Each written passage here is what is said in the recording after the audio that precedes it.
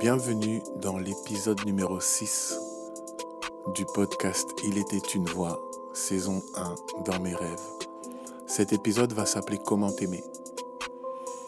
Donc Comment t'aimer, si tu as écouté la chanson de l'album, c'est une chanson où le chanteur, ou du moins le héros, on va l'appeler comme ça, s'adresse à la personne qu'il a perdue, la personne avec qui il n'est plus, et il lui demande comment l'aimer. Comment l'aimer, c'est une question qu'il s'est posée au moment de la rupture. C'est une question qu'il s'est posée après une introspection parce qu'il essayait de comprendre. Il essayait de la récupérer, de la reconquérir. Il voulait se remettre avec elle. Il n'acceptait pas le fait que ce soit fini.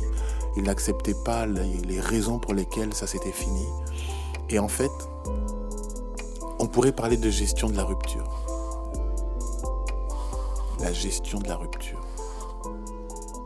Et le thème qu'on va aborder ce soir, ou ce jour, ou ce midi, whatever, tout dépend dans quelle contrée tu es et à quelle heure tu m'écoutes. Mais on va parler peut-être de ce qu'on va appeler, tu seras d'accord avec moi, de toute façon t'as pas le choix, de la gestion de la rupture. En tout cas, c'est de cet aspect d'une rupture amoureuse que j'ai envie de parler. Enfin, amoureuse. D'une rupture tout court entre deux personnes qui ont décidé de marcher ensemble. Et dans mon cas, je dirais que c'était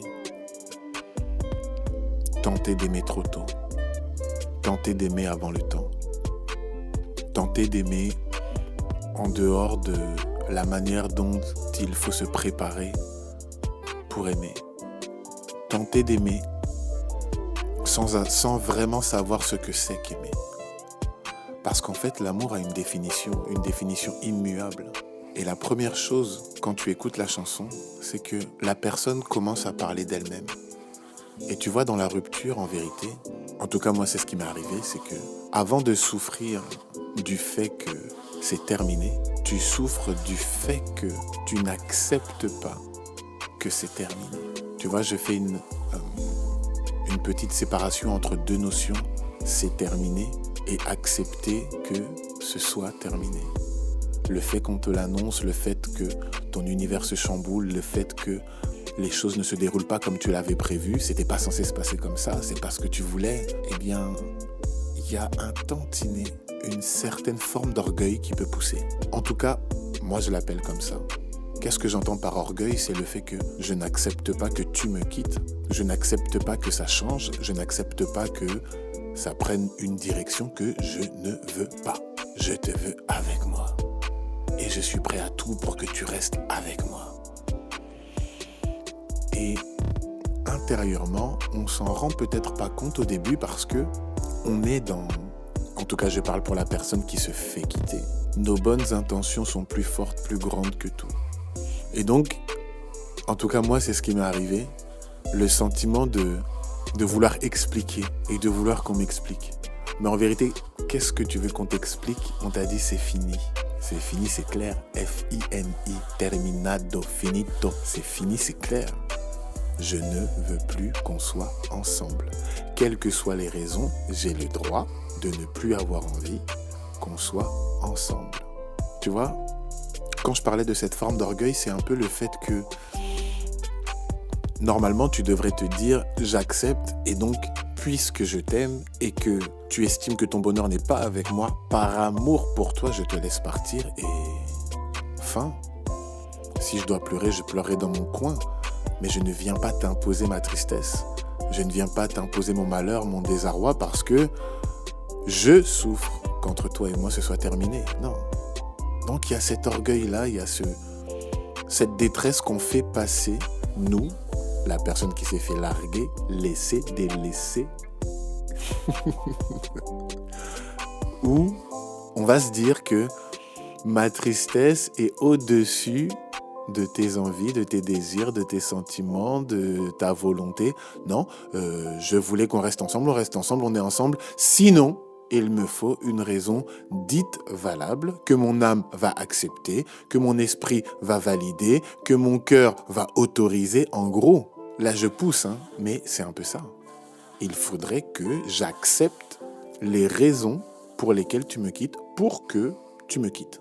Alors qu'en fait, même si la personne a de bonnes raisons, tu es triste, tu es triste. Et en fait, il faut qu'on apprenne à faire la différence entre le chagrin et les remords ou les regrets. Le chagrin, ça dure un temps. Les regrets, ça dure tout le temps. Et il faut faire attention à ne pas avoir de regrets, je pense. Encore une fois, bon, de toute façon, c'est mon podcast, donc je fais ce que je veux, je dis ce que je veux, voilà. Mais en somme, ce qui m'est arrivé, moi, dans cette situation, c'est que maintenant, je te dresse le tableau. Trop jeune pour aimer, trop jeune pour s'attacher, trop jeune pour s'engager, pas suffisamment prêt, trop de blessures, trop de bosses. Et j'ai rencontré cette fille, mais il faut que je te raconte parce que la rencontre aussi, bon, voilà. Mais le problème, c'est que je peux pas trop en dire parce que j'ai pas... Écoute, fonctionne avec ce que je veux partager avec toi et puis avance. Voilà. Mais non, j'ai quand même un... Non, je te dis quand même un peu. En fait, j'ai rencontré cette fille à une période où j'étais dans une passation entre deux phases. Une phase où, allez, on va dire, j'étais un peu délinquant, un peu voyou, hein, un peu bagarrère. Et j'ai rencontré une fille qui était douce, qui était différente, qui me donnait envie d'être doux. Et je me suis mis avec elle. Et quand je me suis mis avec cette fille, ce qui m'avait touché chez elle, c'était que c'était une fille qui avait le sentiment, un mal-être, un mal d'amour, on va dire comme ça. C'était une fille qui n'avait pas reçu d'amour dans son cadre familial, qui n'avait pas reçu d'amour, qui avait une relation très conflictuelle avec ses parents, en tout cas qui souffrait du manque d'amour, qui ne trouvait pas sa place. Pourtant, elle était jolie, elle était très jolie. Et Dieu, la fille était jolie. Mais j'ai aussi appris que c'est pas parce qu'une personne est belle qu'elle a confiance en elle ou qu'intérieurement elle est complète ou elle est entre guillemets normale ou du moins au niveau zéro dans l'état d'âme. Et donc cette fille, je la rencontre et au début ça a commencé par des conversations, des confidences qu'elle me faisait. Et moi, quand je l'ai rencontrée, j'étais dans une phase très particulière parce que j'étais en deuil. J'étais en deuil, j'avais perdu un cousin et c'était très difficile. Et entre guillemets, on s'entendait dans nos chagrins respectifs. Et ces chagrins respectifs nous ont rapprochés. Et dans ces rapprochements, bon, on s'est approchés aussi. Et voilà. Et de là est née une petite amourette. Mais cette amourette, tu vois, je vais encore reprendre la phrase que ma mère dit souvent, le départ détermine l'arrivée. Quand tu regardes le départ, l'arrivée là, ce sera pareil. À moins que les gens travaillent, bien évidemment, à moins que les gens se rendent compte qu'on n'est pas bien parti ou, dans le meilleur des cas, on se dit les choses vraies en se disant que, ok, tu sais là, je suis pas prêt.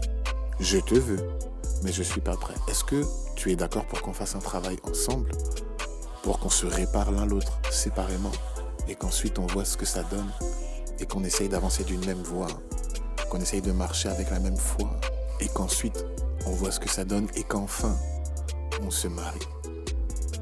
Oui, parce que j'ajoute une petite notion, c'est qu'en vrai, sans mariage, il n'y a pas d'amour.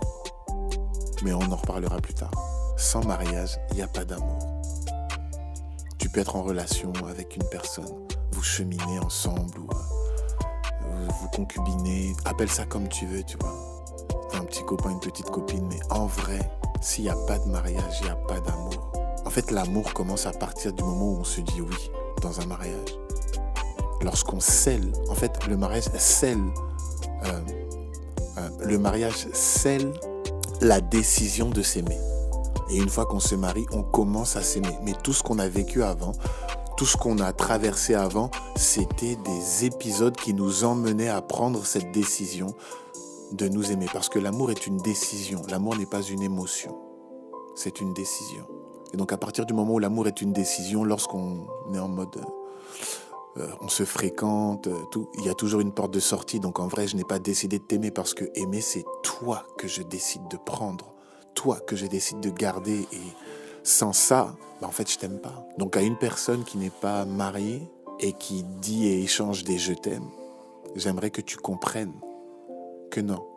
Tu as envie d'aimer, tu as des sentiments qui te poussent à choisir cette personne pour l'aimer, mais tant que vous n'êtes pas mariés, tu ne l'aimes pas. Et cette personne ne t'aime pas. Vous n'avez même pas la capacité de le faire, en fait. Parce que l'amour est une décision, et cette décision commence par le choix de s'engager uniquement avec toi, sans porte de sortie. En ne décidant, toi, uniquement toi, que toi, pour toute la vie. C'est une conviction personnelle, c'est mon podcast, je dis ce que je veux, voilà. Tu n'es pas content, continue dans tes choses. Mais tu vois, moi quand je marchais avec cette fille, on était cassés tous les deux, mais moi j'avais tellement envie que ça marche. Alors on a eu des bons moments, on a eu de belles saisons. Cette histoire a duré environ 1 an. Mais à l'époque, 1 an, quand on était adolescent, ou jeune adulte, 18 ans, mais c'était une vie. 1 an. Oh, quand t'avais une meuf ou quand t'avais un gars, ça fait 6 mois. Et ils sont posés. Je suis posé. Mais en fait, cette fille, avec toutes les bonnes intentions que j'avais, je n'ai pas réussi à la combler. Mais en fait, je ne le pouvais pas. Mais dans la gestion de la rupture, donc il faut que je vous raconte comment ça s'est passé. On avait un rendez-vous et ce jour-là, elle est venue habillée en mode... tu sentais que dans son vêtement, elle s'était préparée. Elle s'était préparée à la guerre, tu vois. Et ce jour-là, elle m'a dit que c'était fini. Et ce jour-là, j'ai pleuré toutes les larmes de mon corps. Bien évidemment, pas devant elle. Mais en fait, j'ai pleuré toutes les larmes de mon corps et j'étais tellement déchiré à l'intérieur, tellement déchiré que c'était pas normal. Et tellement que c'était pas normal qu'une relation qui a duré 1 an pour m'en remettre, j'ai mis 2 ans. Donc c'est comme si j'avais été en relation pendant 3 ans avec cette fille. Maintenant, pourquoi est-ce que ça s'est terminé ? Tu vois, dans la chanson, le gars, il comprend pas pourquoi c'est fini. Et le gars, dans cette chanson, dans Comment t'aimer, il fait une chose, c'est qu'il commence à demander pardon. Parce qu'on fait ça. Tellement tu veux que la personne reste, tu commences à demander pardon, mais tu sais même pas pourquoi tu demandes pardon. Parce qu'en fait, tu es toujours dans cet égoïsme où bon, quoi qu'il arrive, il faut que ça reprenne. Quoi qu'il arrive, il ne faut pas qu'elle me quitte. Parce que quoi qu'il arrive, mon âme est attachée à son âme. Et quoi qu'il arrive, sans elle, je ne peux rien. Alors tu vas commencer à sortir des phrases. Mais tu es mon tout, sans toi, je suis mort. Comment je vais m'en sortir ? Et tout. Et c'est faux. Tu vas t'en sortir. Tu faisais comment avant ? Tu vas t'en sortir. C'est vrai. C'est que dans le temps où on a cassé ce à quoi tu étais habitué, on a, entre guillemets, déchiré ton petit cœur. Et tu es prêt à tout pour le rafistoler avec tes petites sutures, mais tu n'es pas chirurgien, tu n'es pas médecin, donc tu vas suturer bizarre. Et donc, en fait, tu vas juste faire un truc qui va se redéchirer encore une fois. Ça veut dire que tu vas te remettre avec la personne et ça va se recasser parce que vous n'avez pas les bons fondements ou alors parce que, en fait, tu l'as eu à l'usure à force de dire la personne elle a cédé, elle s'est dit bon peut-être qu'il a changé si jamais elle te faisait des reproches ou peut-être que ça va marcher parce qu'elle se dit bon elle n'y croit pas vraiment mais tu y crois tellement qu'elle revient parce qu'elle se dit bon finalement pourquoi pas, mais en vérité c'est ton égoïsme qui l'a fait rester. En vérité c'est ton manque de courage qui l'a fait revenir. En vérité c'est ton harcèlement émotionnel brisé, cassé, broken que tu es qui l'a fait changer d'avis. Dans mon cas, quand cette fille m'a dit que c'était terminé, j'ai pleuré dans mon coin. Et j'ai écrit des chansons. Ouais, j'ai écrit des chansons dont Comment t'aimer. Comment t'aimer pour moi était un exutoire parce qu'en fait, pour vous dire la vérité, tout ce que j'ai écrit dans cette chanson, je ne lui ai rien dit. En fait, du jour où elle m'a dit que c'était terminé, je me rappelle l'avoir appelée une fois. C'était peut-être une semaine après. Je lui ai demandé qu'on se parle. Et quand je lui ai demandé qu'on se parle, je voulais être sûr qu'il n'y aurait pas de regret. Et donc je lui ai demandé, est-ce que tu es sûr qu'entre nous c'est terminé ? Moi, j'ai pas envie que ça se termine. Et donc je lui ai dit, ouais, je t'aime, ta-la-la. tu vois. Et elle m'a dit que pour elle, c'était terminé. Et à ce moment-là, mon cœur était brisé. Mon cœur était brisé. Je pensais que c'était la fin, la seule fille que j'aimerais de toute la vie, de toute l'éternité tout entière, que c'était l'amour parfait qui s'était en allé. Pourquoi Dieu m'a fait ça? Wesh, c'est faux. Je vous l'ai dit dans un épisode précédent, l'âme sœur là, non. Sinon ça voudrait dire que, tu n'aimes qu'une fois et puis quand tu as loupé, tu as loupé. Mais pourquoi l'autre, du coup, il ou elle aime à nouveau? Pourquoi l'autre va se remettre avec une personne et puis ça va fonctionner, mais toi, c'était cette personne qui était l'homme ou la femme de ta vie? Mais c'est fou. Tout simplement parce que l'amour est une décision. Donc tu vois, je voudrais encore ouvrir une parenthèse. J'aime bien les parenthèses. Tu peux avoir été avec une personne et ça n'a pas fonctionné. Vous avez cheminé, ça n'a pas fonctionné. Vous avez tenté votre chance, ça n'a pas fonctionné. Mais c'est pas fini, en fait. Ta course ne s'arrête pas. C'est juste avec cette personne que ça n'a pas fonctionné. Alors, il y a aussi autre chose. Lorsque tu es dans une rupture et que ça se termine, tout simplement, puisque c'est une rupture. Donc, dans cette rupture, il y a des choses qui vont s'arrêter. Les conversations, les choses que vous aviez mis en commun, les pensées communes, tout ça, ça va s'arrêter si jamais la personne s'en va avec des choses qui étaient en toi, avec l'assurance, la confiance en toi, ton amour-propre. Eh bien, en fait, c'est que c'était pas une bonne relation pour toi, ou du moins que tu n'étais pas une bonne relation pour cette personne. Parce que, normalement, ce que je pense, je te rappelle, on est dans mon podcast, je dis ce que je pense.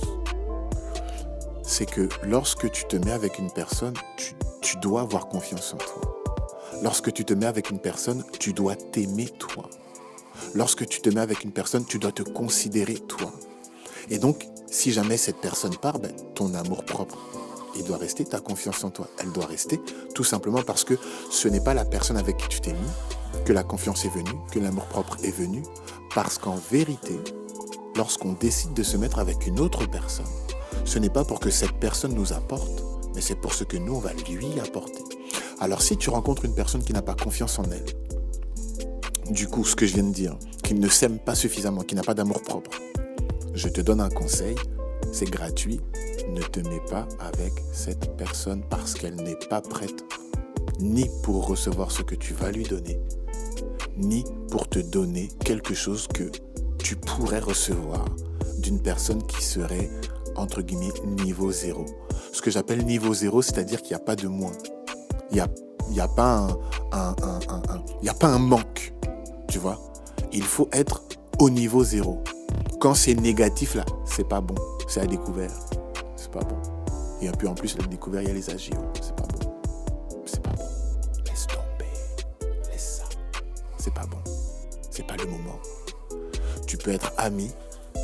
Tu peux même être en amitié exclusive si tu veux, parce que c'est vraiment une personne qui t'intéresse et que tu veux lui laisser le temps, tu veux vous donner une chance.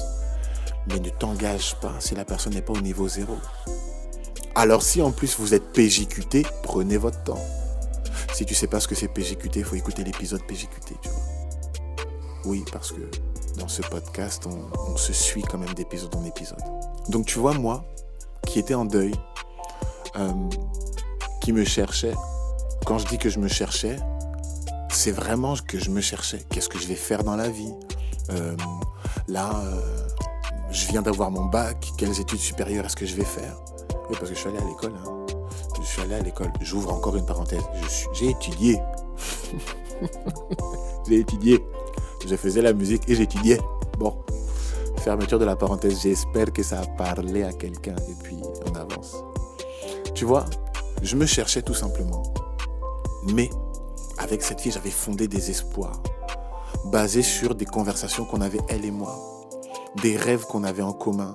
Mais ces rêves, en fait, ces choses qu'on pensait avoir en commun, ces désirs qu'on avait, on était tous les deux à découvert. Compte à moins 0 quelque chose, moins 10, moins 20, moins 100. Le compte émotionnel était à découvert. Donc, ces désirs qu'on avait, c'était des désirs de normalité. Mais en fait, la normalité, c'est la normalité. Ça veut dire que c'est, pour tout le monde pareil, le minimum nécessaire, on va dire le minimum syndical. Tu vois, par exemple, oui, un jour j'aurai mon appart. Et quand j'aurai mon appart, j'aurai la paix et il y aura personne qui viendra me dire que je suis nul, que je suis moche. Il y aura personne qui viendra me traiter de pute, de traînée, de fille facile. Il y aura, en gros, je serai libéré de ma mère qui me fait du mal. Je serai libéré de mon père qui me fait du mal. Je serai libéré de cet environnement qui me fait du mal. Et moi, je vis la même chose de mon côté. J'ai aussi envie de prendre mon envol. J'ai aussi envie de changer d'environnement. Parce que moi, le ghetto dans lequel je vis, j'en ai marre. Parce que les opportunités qui s'offrent à moi, c'est simplement de soit faire de l'intérim et travailler à l'usine, faire les 3-8, ou alors faire un petit boulot. Mais moi, j'aspire à beaucoup plus grand que ça. J'ai envie de faire autre chose. J'ai envie de m'émanciper. J'ai envie de partir. J'ai envie de survivre. Survivre. Alors que on devrait simplement avoir envie de vivre. Donc tu vois, avoir les comptes émotionnels à moins, donc être à découvert, être à moins que 0, en fait, c'est pas bon. Parce que, tu vois, tu peux tomber sur un gars comme moi et lui, il va prendre ce que tu dis parce qu'il t'aime, parce qu'il est engagé, il est déter. Il va prendre ce que tu dis au pied de la lettre. Ce que j'ai fait, je me suis dit, on va finir nos études. Et là, on va aller en école supérieure. Et quand on va aller en école supérieure, on va se prendre une chambre étudiant comme ça. On va faire un crous et on va prendre une chambre. On va trouver un T2. On va vivre ensemble. On va faire nos études. Ensuite, on va faire ça, comme ça. Elle pourra quitter son environnement. Moi, je pourrai quitter mon environnement. On pourra être uniquement que nous, tous les deux. Et on va faire nos études ensemble. Et puis après, plan sur la comète. La fille t'a largué, frère, sœur, c'est comment? Et tes démarches administratives que tu avais faites deviennent maintenant un argument sur la balance qui dit que ça peut pas finir comme ça. J'avais fait la demande de logement. Ça peut pas finir comme ça. J'avais dit que on irait. J'avais dit que on ferait. J'étais prêt à tout, mais je m'étais investi. Alors que bon, j'ai fait le permis, j'ai la voiture et tout. Comme ça, je peux m'en occuper. Je peux prendre soin de toi. Je peux prendre tes fardeaux sur mes épaules et on vaincra rien. Vous étiez à découvert. C'est pas comme ça. En fait, une rupture, quand tu es la personne qui t'est fait larguer, la remise en question, j'aime beaucoup ce verset de la Bible qui dit qu'au jour du malheur, réfléchis. En fait, tu dois réfléchir. Tu dois pas réagir à l'annonce parce que ça te fait un coup d'électrochoc, c'est violent. Alors même quand tu t'y attends et que tu t'y es préparé parce que ça fait plusieurs semaines, plusieurs mois que ça va pas, que vous n'êtes pas bien, que vous vous disputez, vous vous chamaillez, vous voyez que vous n'êtes pas sur la même longueur d'onde, il y a des conflits que vous n'arrivez pas à gérer. Bref, le moment où le coup de marteau tape avec, il y en a un des deux qui dit c'est fini. Il y a un tas de choses que tu dois commencer à pouvoir gérer toi-même, c'est vrai. Mais au-delà de ça, en vrai, là où j'aimerais encourager quelqu'un, c'est qu'il faut réfléchir. Il faut se poser les bonnes questions. Pourquoi c'est fini? On en était où? Et est-ce que j'apprends de cette rupture et de cette relation pour le futur, pour moi? Et surtout, je dois faire le nécessaire pour que mon compte émotionnel soit à 0. Parce que si mon compte est à découvert, tu vois, on va prendre comme exemple le système financier, les banques, tout ça. Tu vas vouloir acheter une maison, tu vas te demander un crédit à la banque, si ton compte il est à découvert, c'est mort. Tu vas vouloir aller, je sais pas moi, faire des courses au centre commercial, mais sur ta carte, il n'y a pas d'argent, tu es à découvert. Et en plus, tu as des agios si tu es à découvert. Donc même si tu continues de dépenser, déjà tes dépenses seront limitées, parce qu'au bout d'un moment, ta carte va être bloquée. Mais de toute façon, en plus, tu devras rembourser. Donc, quand tu es en négatif, c'est pas le moment pour toi d'investir. Tu peux pas investir sur un logement, tu peux pas investir sur un bien, tu peux pas investir sur un achat, tu peux pas investir sur quelque chose d'un peu colossal, d'important. Tu vois, il faut d'abord que tu te remettes à flot. Et moi, c'est ce que j'ai fait avec cette rupture. Je l'ai fait sans m'en rendre compte. Honnêtement, je n'avais pas conscience que c'est ce que je faisais. À partir du moment où je l'ai eu et qu'elle m'a dit « Ah, mon gars, faut te trouver une autre copine parce que ce ne sera pas moi. Il a fallu que je prenne sur moi. Mais encore une fois, ma mère m'avait donné un conseil. Ne pleure jamais devant une femme si ce n'est pas ta femme. Hey, ma mère m'avait donné ce conseil-là. Ne pleure jamais devant une femme si ce n'est pas ta femme. Du coup, j'ai pleuré devant mes amis et tout. J'ai pleuré vraiment. Et pleuré. Pourquoi? Non, je rigole. J'ai pas dit pourquoi, mais j'ai pleuré. Et j'ai pas eu peur de pleurer parce que je me disais, faut pas que j'ai des regrets, faut pas que je garde quelque chose en fait. Et surtout, il faut pas que je m'en veuille.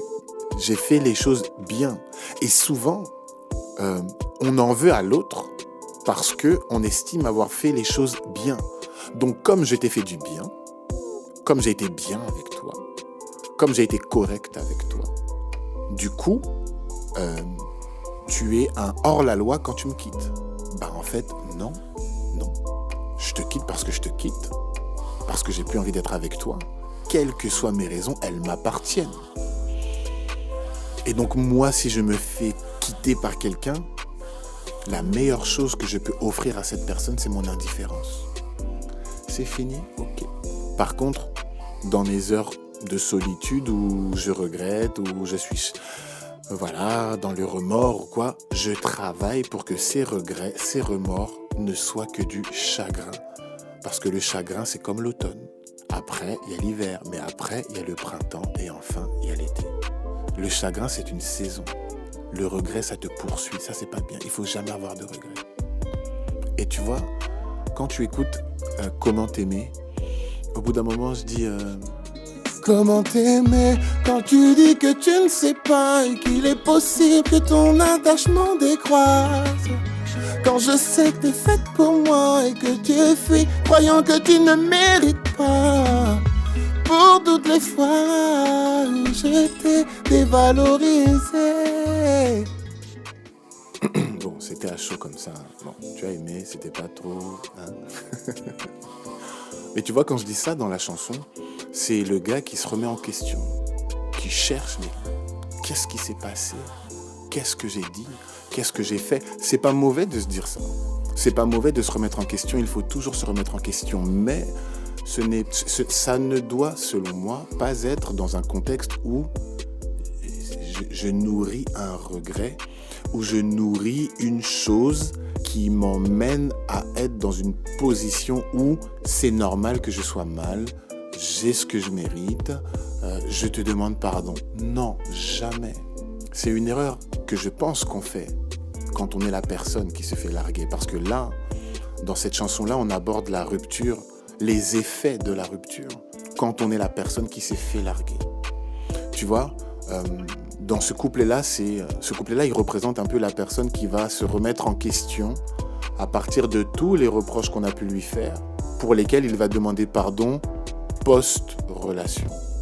Ben, en fait, si une personne te fait des reproches avec qui tu es et que tu n'es pas capable, sur le moment, de te remettre en question et de lui demander pardon pour ce pourquoi elle te reproche, pendant que vous êtes ensemble, si la personne te quitte parce que, justement, tu avais ces mauvais comportements-là, parce que tu avais ces mauvais comportements-là, parce que tu avais ces mauvaises paroles, c'est bien de t'en excuser après, mais la raison, c'est pourquoi est-ce que tu t'excuses après?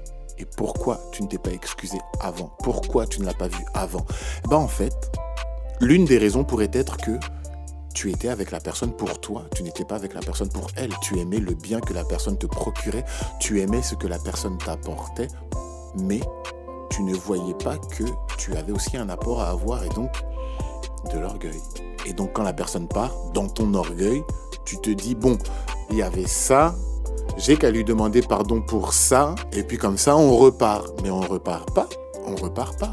Et le point d'attention, maintenant, que je pourrais donner par rapport à une personne qui écoute ce podcast et qui a rompu avec quelqu'un parce qu'il y avait des choses qui ne lui convenaient pas et que, post-relation, la personne vient et s'excuse pour ces choses, attention à pourquoi la personne s'excuse. Est-ce que la personne s'excuse parce qu'elle reconnaît que elle a exagéré, que le comportement, les mots, l'attitude n'étaient pas bonnes. Et donc, je libère mon cœur et je libère ton cœur. Je te demande pardon. Maintenant, on peut chacun aller de notre côté. Ou alors, est-ce que c'est je te demande pardon. Bon, maintenant que je t'ai demandé pardon, reviens parce que quand tu es là, ça me fait du bien. Je vais changer. Comme ce n'est pas notre thème et que notre thème c'est les effets de la rupture, je vais rester focus sur ceux qu'on a abordés. Et tu vois, je te partage pas mon expérience comme un sachant. Je te partage pas mon aventure, ce témoignage comme un professeur de la rupture et qui dit voilà. Non, je vais juste t'emmener en profondeur dans mon récit, dans cette chanson. J'ai cet abcès en moi, tu vois, c'est la personne, c'est les premières paroles du premier couplet. J'ai cet abcès en moi, j'ai un abcès, c'est-à-dire qu'il y a une plaie en moi qui est béante, il y a un trou, il y a une crevasse. Ton absence a fait un trou dans ma vie. Attention à ça. C'est quoi le trou en question?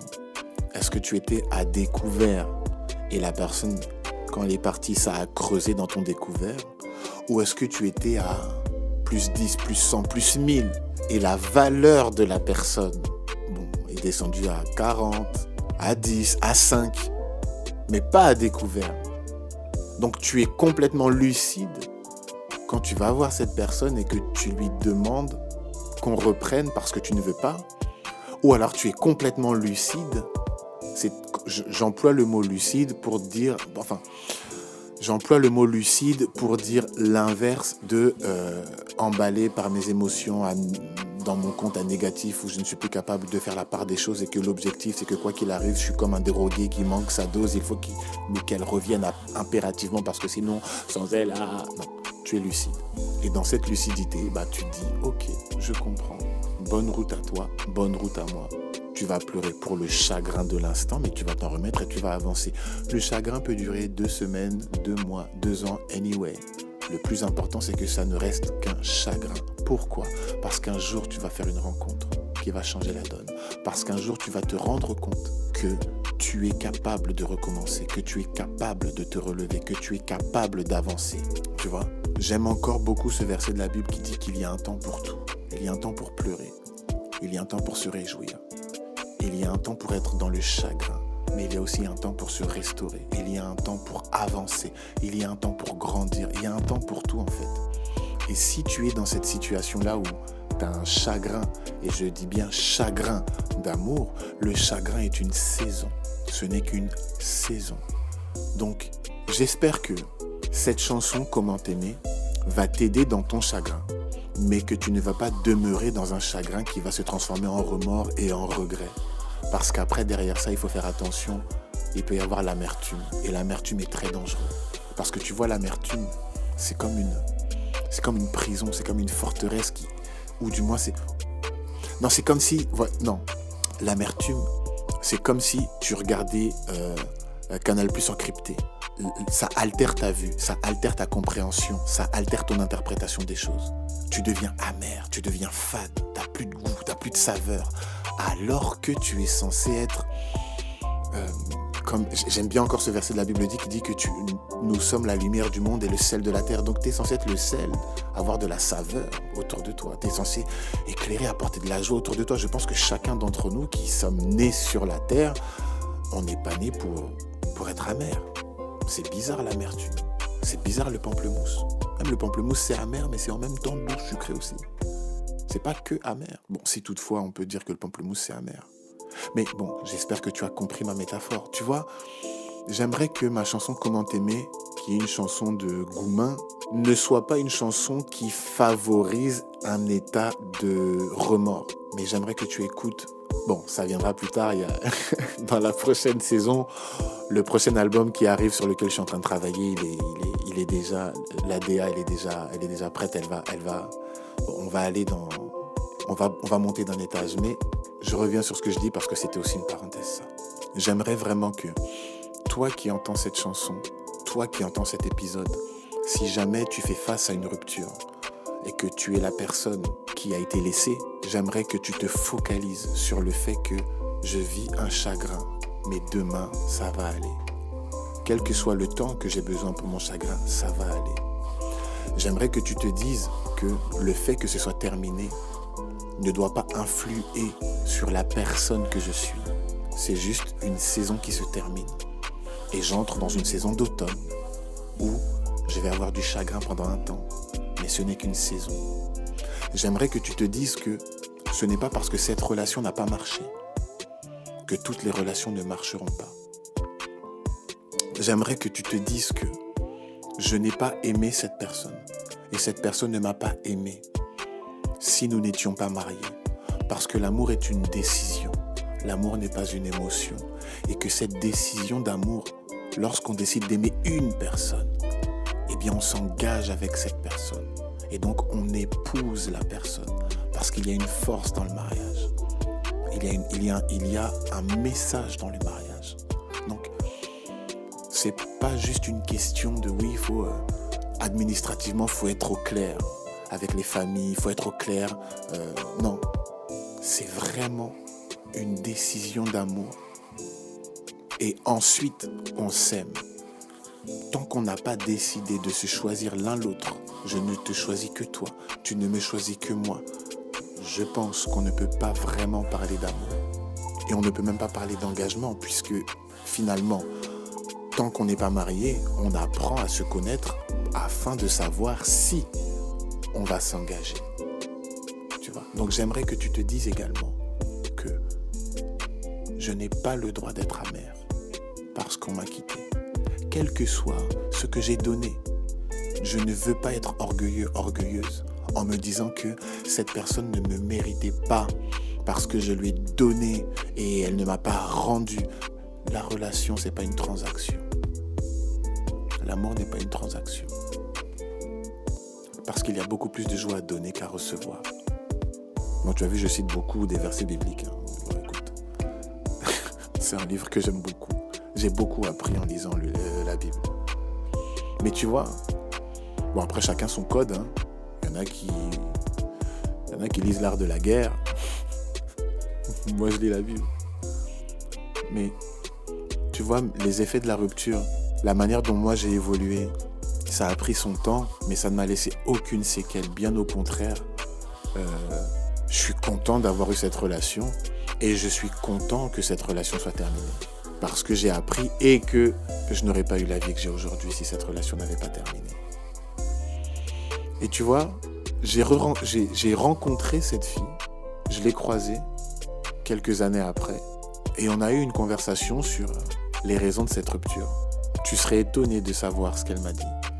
Tu serais étonné de savoir finalement ce que ça signifiait, ce que la relation signifiait pour elle et ce que la rupture signifiait pour elle. Tu vois, tu serais étonné de savoir que la manière dont toi t'as vécu les choses, l'autre personne a vécu quelque chose de complètement différent. Ses motivations étaient différentes. Et tu serais étonné de savoir également que parfois, les gens regrettent. Les gens regrettent. Et parfois, les gens te demandent pardon des années plus tard parce qu'ils estiment que la manière dont les choses se sont passées n'était pas bonne. Et parfois, les gens se sentent bien mieux.